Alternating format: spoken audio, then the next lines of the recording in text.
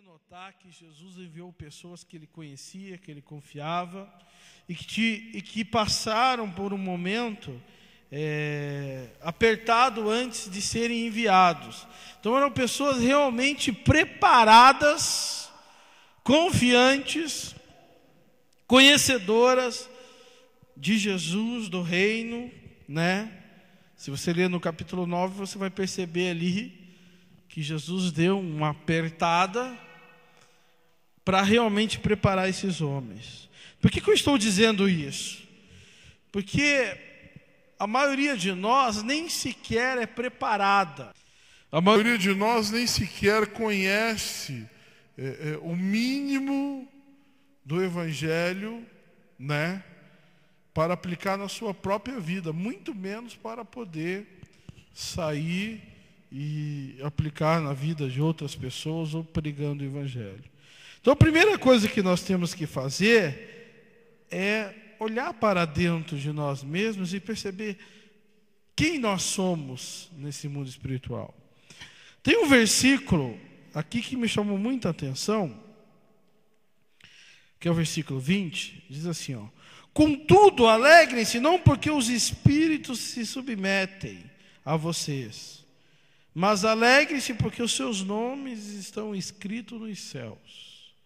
Então esse versículo ele tem uma profundidade tão grande, e isso nos mostra que enquanto nós não tivermos os nossos nomes escritos nos céus, tudo que está antes desse versículo não vai acontecer conosco.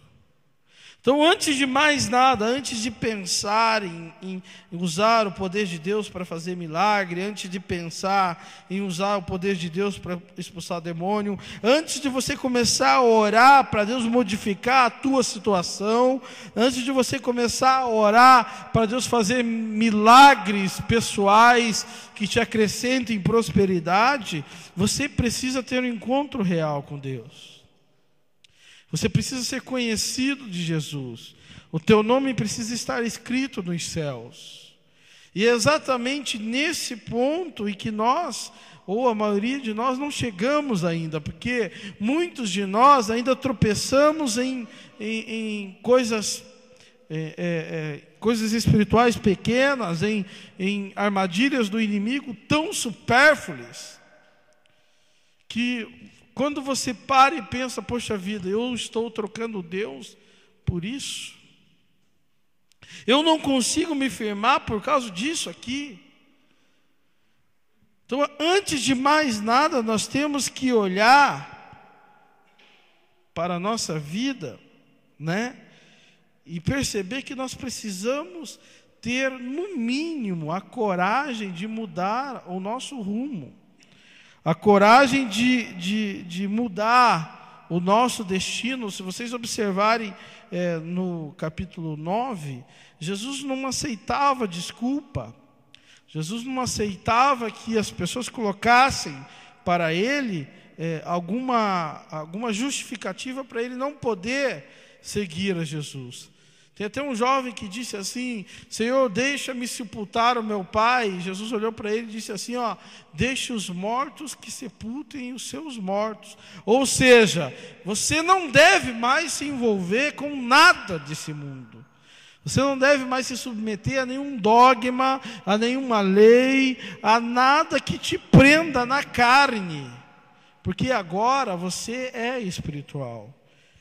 E o terrível disso é que, por não sermos grandes estudiosos da Bíblia, nós não temos nem ideia do que é ser espiritual, do que é ser consagrado a Deus, do que é se entregar a Deus.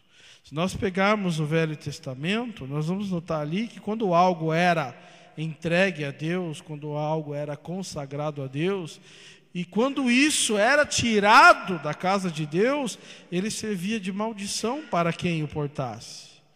Tem um rei chamado Nabucodonosor, que ele foi lá e pegou alguns utensílios do templo, e Deus fez ele pastar como se fosse um animal.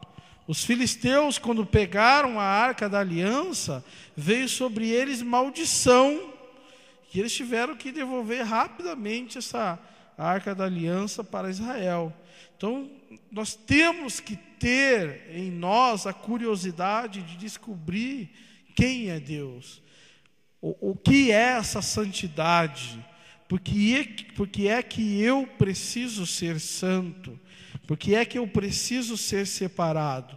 Então, a partir do momento que eu tiver essa compreensão de quem eu sou, eu começo a exercer um papel, eu posso dizer assim, santo diante de Deus.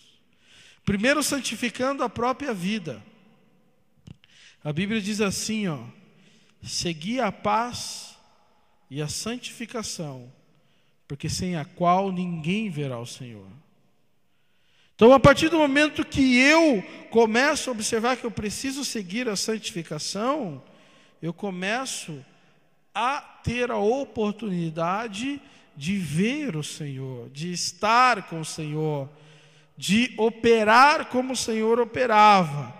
E o que é ser santo? Ser santo é ser separado de tudo isso que o inimigo nos oferece. Desde as pequenas coisas do dia a dia, que nós temos que nos livrar, aquelas desculpas, que nós chamamos de desculpas, mas são mentiras, de toda a adaptação que nós fazemos para nos tornar confortáveis. Nós não procuramos entregar a nossa vida para adorar a Deus. Pelo contrário, nós pegamos o Deus e adaptamos a nossa vida. Nós pegamos o Deus e adaptamos a nossa mente. Nós pegamos o Deus e adaptamos a nossa vontade. E nós temos que fazer exatamente o contrário. Nós é que temos que nos adaptar a Deus. Nós é que temos que fazer a vontade de Deus. A vontade de Deus, nem a vontade da carne, nem a vontade da alma. A vontade de Deus. Mas para fazer a vontade de Deus, nós precisamos ouvi-lo. E para ouvir Deus, nós temos que ser espirituais. Nós temos que ser pessoas que realmente temos o nosso nome escrito nos céus. Estes 72, eles tinham. E nós vamos começar a esmiuçar esse texto. O versículo 17 eu já li, mas eu quero ler o que eles disseram. Senhor, até os demônios se submetem a nós em teu nome. Por que que eles disseram até os demônios? Porque era tão inacreditável esse poder para eles, que eles ficaram surpresos quando eles começaram a orar, a fazer a obra em nome de Jesus, e os demônios começaram a sair. E não é esses demônios que nós expulsamos hoje, que o cara faz até um teatro, né? Ele usa o demônio para dizer que está endemoniado. Não é esses demônios. Não é isso que você vê na igreja aí, fala aqui, capeta. Não é esse demônio. Sabe por que não é esse demônio? Olha o que Jesus diz. Eu vi Satanás caindo do céu como relâmpago. O que Jesus quis dizer aqui? Que o poder de Deus na vida desses homens era tão grande, que até o principado maior, que estava envolvendo a cidade onde eles passaram, até o principado maior, Satanás, o chefão dos demônios, que estava ali sobre o local onde eles passavam, até ele caiu. Até ele caiu. Muitas das vezes nós nos contentamos com as nossas oraçõezinhas, né? Com a nossa vidinha, com o nosso ritualzinho, mas quando olhamos em volta, as potestades que prendem a nossa vida, elas estão ali há muitos anos e vão permanecer ali. Por quê? Porque eu não tenho o poder que esses homens tiveram nesse dia. Você orando. E Jesus, vendo que o próprio Satanás está caindo por terra diante de você, isso significa que o céu se abre para a sua vida. E que nada, absolutamente nada, pode impedir você de fazer a obra de Deus. Caso contrário, a nossa luta tem sido uma luta muito fraca. Porque na maioria das vezes nós usamos a fé da razão, nós usamos a fé da emoção e não usamos a nossa fé espiritual, que é aquela que é do coração. Quando nós estamos diante de uma dificuldade, quando oramos por algo e começamos a orar, e nós oramos, sai doença, sai pobreza, sai demônio, e nós fazemos isso com um argumento que este demônio, essa doença, essa situação, ela tem que sair, porque nós somos alguma coisa, porque nós fizemos alguma coisa, porque nós merecemos alguma coisa. Isso significa que nós estamos orando baseado numa fé mental, numa fé carnal. A doença não tem que sair da sua vida porque você é crente. A doença não tem que sair da sua vida porque você vem na igreja. A doença tem que sair da sua vida por causa do nome de Jesus que você possui. E é isso que é grave. Porque nós achamos que possuir o nome de Jesus é simplesmente levantar a mão e dizer, eu aceito Jesus. Não. Possuir o nome de Jesus é viver o Evangelho. Possuir o nome de Jesus é ter a vida que Jesus desejou que nós tivéssemos. João capítulo 15 diz assim, que o Pai ama o Filho, porque o Filho, ele guarda a palavra. Daí ele virou para os discípulos e disse, se vocês permanecerem no meu amor, permanecerem na minha palavra, eu vos amarei como o Pai me amou. Agora, pergunte-se, você tem sido alguém que segue a palavra como Jesus seguiu? Jesus só herdou o nome que estava acima de todo o nome, porque ele enfrentou todas as situações e não pecou. As mesmas batalhas, situações, enfrentamentos que que foi sobre Jesus, hoje nós enfrentamos. E nós temos a opção de reagir de uma forma carnal, de uma forma emocional ou de uma forma espiritual. A partir do momento em que as minhas respostas começam a ser respostas espirituais, isso é um sintoma que eu sou um homem espiritual. Isso é um sintoma que eu tenho o nome de Jesus na minha vida. E como consequência disso, Satanás vai cair como um raio. Mas caso contrário, eu não vou passar de mais um no meio da multidão.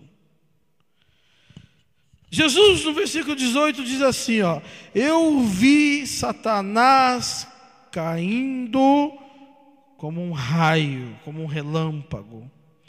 19 diz assim, eu lhes dei autoridade. Quem é que nos dá autoridade? A nossa carne, a nossa razão, a nossa obra, a nossa religião ou Jesus? Mas a pergunta é, quando é que Jesus nos dá autoridade? Quando é que Jesus nos dá autoridade? Está no começo do capítulo 10. Quando ele observa em nós pessoas aptas, prontas para realizar a obra dele. Quando nós estivermos prontos. Quando nós estivermos realmente na presença de Jesus. O apóstolo Paulo ele escreve uma carta muito bravo à igreja de Colossenses, porque eles ouviram uma mensagem, daqui a pouco estavam ouvindo outra, e começaram a misturar as coisas, e ele diz assim, ó, vocês têm que parar de ser criança. Vocês têm que crescer espiritualmente. Eu digo para vocês, irmãos, a igreja atual do ano 2012 é uma igreja criança.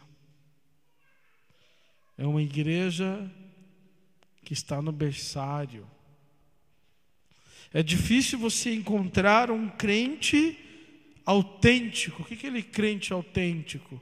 Que faça chuva, faça sol, o semblante espiritual dele não muda. Ele encara as coisas. E as respostas dele são espirituais. Olha o que diz aqui, ó. Eu lhes dei autoridade para pisarem sobre cobras, sobre escorpiões e sobre todo o poder do maligno. É muito grave nós olharmos um texto como esse, dizendo que somos preparados, dizemos que somos cristãos autênticos, só que vivemos uma vida cheia de maldição. É o mesmo que você ter um tanque estacionado na sua garagem e vem o cara com uma faca de cozinha e te assalta. Mesma coisa. Vocês estão rindo, né? Você tem um tanque estacionado na tua garagem com todo o poder de artilharia, com a metralhadora .50, só que um cara vem com a faca de cozinha, te assalta e leva tudo que você tem. Esse é o cristão atual. Ele não sabe quem ele é. Ele não sabe o que é o poder de Deus. Ele não sabe o que é o nome de Jesus. Na época de Paulo, tinha alguns que tentaram se passar por cristãos. E eles começaram a orar pelas pessoas no nome de Jesus que Paulo pregava. E numa das ocasiões, um demônio disse assim: Jesus eu conheço, de Paulo eu ouvi falar, mas quem são vocês? E o texto continua dizendo que eles levaram uma surra feia. Agora pergunto, será que a minha vida atual não é um exemplo de uma surra que o demônio está dando em mim? Será que a minha vida atual não é um exemplo de uma surra que o próprio Lúcifer está dando em mim, porque eu estou usando o nome de um Jesus que eu não sei quem é, que eu não me aprofundei, que eu não aceitei de verdade? Eu lhes dei autoridade para pisarem sobre cobras, sobre escorpiões, sobre todo o poder do inimigo. Nada lhes fará dano. Nada lhes fará dano. Isso é uma verdade bíblica, mas nem sempre é uma verdade na minha vida. Por quê? Porque eu é que estou errado. Eu não faço parte desses 70. Eu ainda não tive uma conversão real, completa. Versículo 20. Contudo, alegre-se, não porque os espíritos submetem a vocês, mas porque o nome de vocês estão escrito nos céus. Gente, isso aqui é muito terrível. Vamos fazer uma comparação? Joedson, se você tem muito dinheiro, mas muito mesmo, você andaria com sapato furado? Porque você teria dinheiro para comprar o sapato furado. Bom, sapato bom, né? Se você é um filho de Deus poderoso, eu olhando para você, enxergarei desgraça? Não. Enxergarei derrota? Não. Enxergarei miséria? Não. Não enxergarei. Porque você representa o reino. Você representa Deus. E engano nosso imaginar que se não temos hoje poder para orar por nós mesmos, para crer no poder da cura divina, para crer no poder, seja qual for a prosperidade, muito menos teremos poder para crer que somos salvos. Porque o milagre, ele é consequência da vida de uma pessoa salva. O milagre é consequência da vida de uma pessoa que tem o poder de Deus na vida dele. A Bíblia é bem clara em dizer: os sinais seguirão aqueles que creem.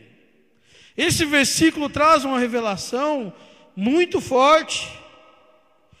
Por que o demônio se submeteu a esses homens? Porque o nome deles era conhecido nos céus. Por que o Lúcifer caiu? Porque o nome deles era conhecido nos céus. Por que as pessoas foram curadas? Porque o nome deles era conhecido nos céus. Por que os milagres aconteceram? Porque o nome deles era conhecido nos céus. Então, antes de expulsar demônio, antes de orar para outro, eu quero que você olhe para dentro de si mesmo e tenha convicção da tua salvação. E não é porque o Edson está dizendo, não é porque o pastor está forçando, não. Você precisa fazer uma autoanálise da sua vida. Se você não tem convicção da tua salvação, que o teu nome está escrito nos céus, não tem demônio nenhum que vai sair com a tua oração, não. Ele vai dizer a mesma coisa: Jesus eu conheço, do Reinaldo eu ouvi falar, mas você quem é? Você quem é? Então nós não temos que nos gloriar porque temos um carro bom, porque temos um emprego bom. Nós temos que nos gloriar porque o nosso nome está escrito nos céus. Se é que o nosso nome está escrito nos céus. O cultivo da cura, o cultivo da prosperidade, o cultivo da mudança real de vida, ela é uma consequência do teu cuidado, do teu cultivo com a tua salvação. Do teu cuidado, do teu cultivo com a tua vida espiritual. Jesus, numa parábola, ele falou de um homem que construiu celeiros, que colheu, que guardou. E ele disse: louco, se hoje te pedir a sua alma, do que adianta ganhar o mundo inteiro e perder a sua própria alma? Não adianta de nada. Como é que está a minha vida com Jesus? E algo interessante no versículo 21, diz assim, ó: naquela hora Jesus exultando no Espírito. O que é exultar no Espírito? Vamos ver comentar essa. Também está exultando. Leia quem está com a mensagem aí. Oi? É muito mais que alegre, é que é muito pobre essa tradução. Alguém está com a Bíblia, a mensagem aí? Oi? É muito mais que emoção, gente. Ele exultou no Espírito. Ele chegou ao clímax espiritual. Se fosse medido em grito, aquela hora ele deu o maior grito da vida dele. Mas por que Jesus ficou tão entusiasmado, vamos dizer assim? Por causa disso aqui, ó. Eu te louvo, Pai, Senhor do céu e da terra, porque escondeste essas coisas dos sábios e cultos e as revelaste aos pequeninos. Ou seja, o poder, a glória, a honra, a força, a vitória que todos os reis desejaram, que todos os grandes governantes desejaram, estava na mão daqueles 70. Quando você está na presença de Deus e tem o poder de Deus na sua vida, ele vale muito mais que uma presidência de um país. O poder de Deus na sua vida, ele vale muito mais que qualquer dinheiro que existe nesse mundo, porque só o poder de Deus, ele cria situações miraculosas. Só Deus é capaz de fazer milagres. E só o poder de Deus é capaz de tirar você de uma situação catastrófica e momentos depois te colocar numa situação muito favorável. Isso não tem dinheiro que consiga fazer, não tem nada. Por isso que eu quero focar na cura divina. Porque se é um problema financeiro, se alguém te arrumar dinheiro, você resolve. Agora, digamos que você seja um canceroso, alguém que está morrendo às mínguas, uma doença degenerativa, não tem dinheiro no mundo que pague o teu tratamento. Só o poder de Deus pode transformar a sua vida. Eu estou falando dessa situação por quê? Porque é uma forma fácil de a gente visualizar o que é Deus agir e o que é o homem agir. E Deus não deu esse poder a reis, não deu esse poder a governadores, não deu esse poder a presidentes, não deu esse poder para o Bill Gates. Sabe para quem Deus deu esse poder? Para nós, os que cremos. Para nós que cremos no nome de Jesus. Nós temos na nossa mão o poder de modificar qualquer situação. Nós temos em nossa mão o poder de ressuscitar mortos. Nós temos na nossa mão o poder de fazer as coisas realmente acontecer. Mas a falha de uma vida desgraçada, vou usar esse termo, não é de Deus, é minha. A Bíblia diz assim, ó, é necessário que aquele que se aproxima de Deus creia. Creia que Ele existe e que Ele é quem dá o prêmio daqueles que o buscam. Não é o meu esforço, não é a minha dedicação carnal, não é a minha mente, é Deus. Quem nos dá o poder é Deus. Só que Ele só fornece esse poder quando nós estamos nele. Olha o que Jesus aqui, ó.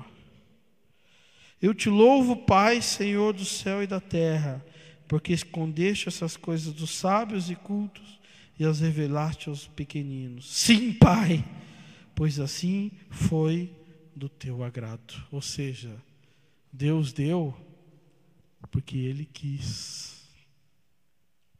Não é porque eu fiz uma oração fervorosa. Não é porque eu sou certinho e reto. Não. Deus deu porque Ele quis. Se nós comparássemos aqui Deus como uma grande cachoeira com água brilhante de ouro, minha imaginação foi longe agora, e você um balde furado, essa água ela só vai passar por você. E tem gente que quer ser um balde bonito, mas só que não tem fundo. Melhor ser uma caneca de plástico, mas sem furo, e receber essa imensidão da glória, do poder, da graça de Deus. É melhor ser um irmão que vem na igreja uma vez por mês, mas que mantém a vida cristã em dia, que não mente, que faz ali toda a sua vida piedosa a Deus lá onde ele estiver, no emprego, na casa, no lugar onde ele estiver. É melhor ser aquele irmão do que ser um Edson aqui em cima do altar, ser um mentiroso, ser um pecador, ser alguém que só está aqui para se aproveitar. Eu vou ver muitas coisas, mas nunca vou tê-las. Pense que antes de Deus agir na multidão, Ele precisa agir no indivíduo. E não pense que Deus vai agir naquele enxurrada de emoção. Nós temos um exemplo muito claro, quando Elias estava na caverna e veio o trovão, e veio o vendaval, e ele achava que Deus estava ali. Não estava. Ele só ouviu Deus quando tudo estava calmo. Muitas vezes nós confundimos poder de Deus com igreja lotada e louvorzão. A maioria das pessoas confunde isso, né? Louvorzão, Rogério, Adriele, Negão, as meninas da coreografia, aquele arrebatamento aqui na igreja, a pessoa rolando e se manda lá para trás, e salame cai no meu prato, e todas aquelas coisas assim da carne, e todo mundo, nossa, hoje o culto está o poder de Deus. E Deus olha assim, nem estou aí. Nem estou aí. E de repente num culto como hoje, onde se ouve uma moeda cair no chão, você hoje está entendendo o que Deus quer. Você hoje está recebendo o poder de Deus, sem grito, sem alarido, sem nada, porque Deus quer que você compreenda qual é a verdadeira obra dele na vida do homem. A verdadeira obra de Deus não é fazer pessoas emocionais. A verdadeira obra de Deus é transformar pessoas carnais em pessoas espirituais, porque Deus é Espírito. E nós vemos aqui que Jesus se exultou. Por quê? Porque Deus aprovou aqueles que Ele tinha escolhido. Jesus ficou alegre, ficou no clímax da sua alegria. Por quê? Porque Deus manifestou o poder dele diante de pessoas que Ele tinha escolhido. Daí no 22 ele afirma: todas as coisas me foram entregues por meu Pai. Ninguém sabe quem é o Filho a não ser o Pai. E ninguém sabe quem é o Pai a não ser o Filho, e aqueles a quem o Filho quiser revelar. Aqui tem uma revelação tremenda. Aqueles a quem o Filho quiser revelar. Isso aqui quer dizer que Jesus, Ele não vai revelar para todo mundo. Ele vai revelar para quem Ele quiser. Então não é o fruto do teu esforço. Jesus, revela para mim, Jesus, porque eu estou na igreja, porque eu sou filho do pastor, porque eu faço... Não. Não é assim. Jesus, revela para mim, Jesus, porque eu parei de fumar pedra, porque isso... Não. Não é assim. Não é porque você é alguma coisa ou porque você faz alguma coisa. Jesus só se revela a quem Ele quer. E quem é que Jesus quer? Aqueles que conseguem olhar para Ele, nós vimos isso na quinta-feira passada, e crer que Ele é o Filho de Deus. A pergunta dos discípulos, o que fazemos para realizar as suas obras? Não foi isso? E ele respondeu: a obra de Deus é esta, crer naquele que Ele enviou. É você olhar para Jesus e não ver nenhuma opção mais para a sua vida. Versículo 23 diz assim, então ele se voltou para os seus discípulos e ele disse em particular. Olha que revelação tremenda. Felizes são os olhos que veem o que vocês veem. Pois eu lhes digo que muitos profetas e reis desejaram ver o que vocês estão vendo, mas não viram. E ouvir o que vocês estão ouvindo, mas não ouviram. Sabe o que Jesus quis dizer? Que eles eram mais privilegiados que Abraão, que foi considerado o pai da fé. Que eles eram mais privilegiados que Davi, que foi considerado um homem segundo o coração de Deus. Que eram mais privilegiados do que Moisés, que conduziu o povo de Israel pelo Egito. Que eles eram mais privilegiados do que Elias, que foi arrebatado. Eles não viram. Nós hoje temos a oportunidade de viver esse evangelho. Oportunidade que Abraão, que Isaac, que Jacó, que Moisés, que todos os que vieram antes de Cristo não tiveram. Mas o que é que nós fazemos com isso? Nada. A nossa vida continua uma vida segundo o coração do diabo. Uma vida que não serve exemplo nenhum do céu. Serve como exemplo do inferno. Nós dizemos que somos embaixadores de Cristo, mas a nossa embaixada parece ser muito mais de Lúcifer. A nossa vida parece ser mais um exemplo de maldição, de destruição, do que uma vida de bênção. Mas por quê? Porque o problema está em mim. Eu não consigo viver conforme Jesus me pediu. E não pense vocês que é fácil. Se fosse fácil, teria um monte de gente aí super abençoada.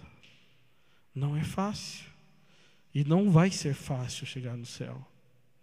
Jesus nunca disse que seria fácil. Nunca. Esse é o desafio.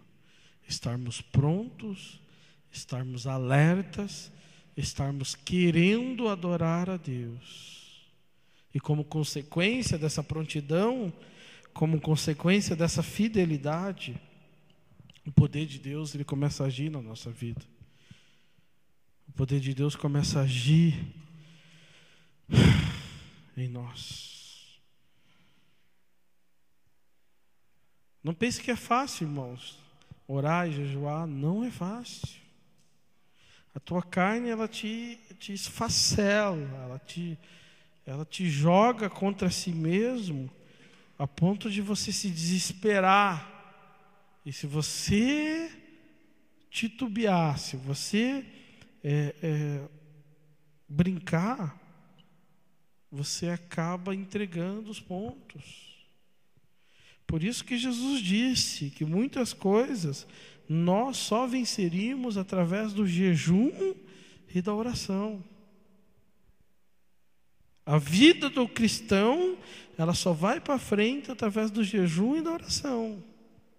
Sem jejum e oração constante na sua vida, você não vai conseguir nada, muito menos a tua salvação. Por quê? Porque o poder da carne é muito grande em nossos dias.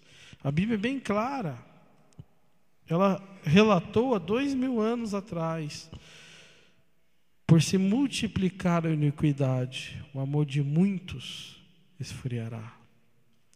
Hoje eu vi notícia de última hora que no Rio Grande do Sul um pastor fundou uma igreja para gay. porque ele é gay. E lá os gays serão aceitos. Eu fiquei pensando, que tolo, adaptando Deus à necessidade humana. Esses serão os primeiros a ser fritos no inferno. Por quê? Porque estão com a palavra, leem a palavra, mas só que em vez de pegar o corpo e submeter como sacrifício, não. Oh Deus, faz um sacrifício aí, tampa as narinas e não sente o cheiro do nosso pecado. Quem tem que sacrificar não é Deus, é nós. Nós é que temos que estar na presença de Deus santos, separados. Mas isso é só algo evidente. Mas quantos de nós aqui dentro da igreja não adaptamos a igreja à nossa necessidade? Não fazemos da igreja um clube agradável para frequentar, ou uma lanchonete de graça? Nós também fazemos isso. E o nosso pecado é tanto quanto o pecado desse pastor. Por mais que não somos gays, mas nós estamos transgredindo também. Por quê? Porque não transformamos esse lugar em casa de oração. Jesus disse: a minha casa será chamada casa de oração. Nós transformamos a casa de Deus em casa de show, em casa de dinheiro, em casa de prosperidade, mas não em casa de oração. Porque se a gente começar a orar todo dia no culto, o povo vai embora, é muito ruim. Eu sou bem partidário. E daí que o povo vai embora? Enquanto nós não tivermos consciência que é com jejum, oração, dedicação total a Deus, conscientemente que temos que jejuar, que temos que orar, que temos que estar aqui para adorar, a nossa vida particular vai ser uma desgraça. Consequentemente, a nossa igreja vai ser uma desgraça, nossa família vai ser uma desgraça, o nosso bairro, a nossa cidade, e assim por diante. A mudança tem que começar aqui. Nós temos que querer orar. Nós temos que querer nos prostrar diante de Deus e transformar esse lugar numa casa de oração. A partir desse momento, Jesus começa a observar. Natanael é um dos 70. Reinaldo é um dos 70. Fran é um dos 70. Por quê? Porque está ali em oração, está ali em jejum. E a partir desse momento você se sente revestido do poder de Deus. Sabe por que que os apóstolos e os outros que se somaram, os 120, receberam o poder de Deus no dia de Pentecostes? Porque eles permaneceram em oração. Eles não ficaram brincando. Eles permaneceram em oração. Enquanto nós não tivermos uma postura de oração, a nossa vida particular não vai dar certo. E postura de oração não é orar, Deus, obrigado, amém. Não. É você expor a sua vida, os seus problemas, tudo que está acontecendo para Deus, e obter a resposta dele enquanto está orando. É uma mensagem que dói, mas é uma verdade latente. Nós não queremos ficar aqui no dia do arrebatamento, nós queremos subir, não é? Não é? Todos aqui querem ser arrebatados? Mas nem todos serão. Porque nem todos querem orar. Porque nem todos querem se santificar. Muitos de nós, Edson, nós passamos a maior parte do tempo procurando justificativa. Deus, porque hoje não dá. Nem é para Deus, né? Para o irmão ou para o pastor. Porque eu estou doente. Não consegui. Estou com sono. Está frio. Só que Deus, Ele não aceita desculpa. Jesus, Ele não aceita desculpa. Se vocês leem no capítulo 9, né? Ele não aceita. Amém? Entenderam a palavra de Deus? Doeu em mim mais do que em vocês. Porque às vezes, o papel do evangelista, do ensinador, é tornar as coisas mais fáceis. Mas parece que eu torno as coisas mais difíceis, Mas não é esse o meu desejo. Meu desejo é que você reflita, que você questione a si mesmo e passe a ter uma vida autônoma espiritual. O que é uma vida autônoma? Você não vai depender de ninguém. Você vai ser cristão, independente se você esteja aqui ou na China, debaixo de uma ponte, ou lá na lua, se tem igreja ou não, se tem pastor ou não, se tem irmão ou não, você vai ser cristão. Por quê? Porque você vai ter o Espírito Santo de Deus na sua vida. Amém? Se coloque em pé na presença de Deus. Eu vou orar ao Senhor juntamente com todos. Ele nos deu poder. Eu pergunto, nós temos esse poder? Se a resposta for não, vamos mudar essa história. Vamos entrar na presença de Deus para usufruir desse poder que já foi nos dado. Você não vai precisar pedir poder para Deus, Ele já te deu. É só você tapar o furo da tua caneca, e deixar que o Espírito Santo de Deus encha a sua vida. Pai, eu quero te agradecer, ó Deus, por esse estudo, por essa palavra, Senhor, que para muitos foi amarga, pesada, difícil. Mas eu peço a Ti, Senhor, que continue falando nas nossas mentes durante toda essa semana. Continue batendo na porta do nosso coração, continue nos ensinando e nos mostrando quão pecadores nós somos, ó Pai, para nos arrepender dos pecados e nos aproximar mais e mais de Ti. Muito obrigado, Senhor, por essa mensagem, por ter falado muito comigo nessa noite.